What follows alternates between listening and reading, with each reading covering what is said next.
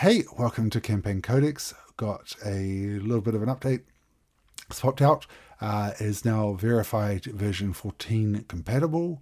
We've got a few things like Crucible support for the economy stuff, like shops and buying and selling items. The game settings have now been grouped together by category, so no more endless scrolling to get through all of that. Nice and easy to find. The drag and drop is hopefully fixed for Linux, so thanks to the people on GitHub who pointed me out in the right direction for that. The macros have been updated to point to the right place for scene creation, as Foundry 14 leveled scenes put the background image in a slightly different spot. And then kind of just a bunch of nice little back-end fixes and the like. On the sheet side of things, the icon picker has had a little bit of an update. So now if you are looking for an icon, you've still got the dictionary as per usual, but if you're looking for an icon that doesn't exist in the dictionary, if you put in the font awesome code, so here for example house dash tree is the code to get a house with a tree, it will show up as an option for you to select. So as long as it's font awesome and as a font awesome solid font, it will be there available. With the map markers, they've had a little bit of change too. So you can drag and drop your sheet as per normal to create your map marker.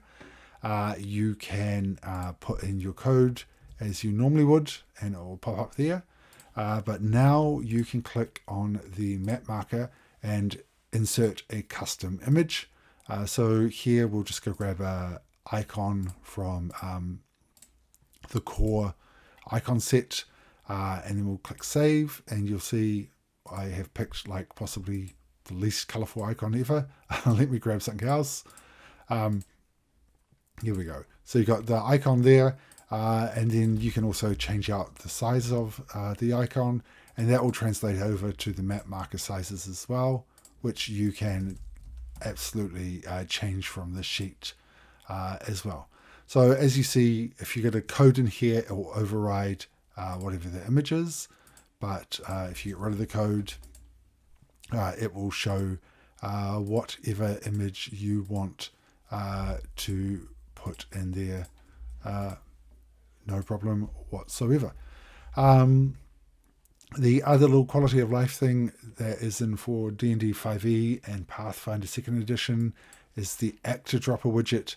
Will now show you the total XP for the actors in here, and it's got a little balance icon you can click on, so you can select your party level, the number of players, and the difficulty. And this is also for Pathfinder 2e, and you can click confirm, and then it will show you what your budget's like.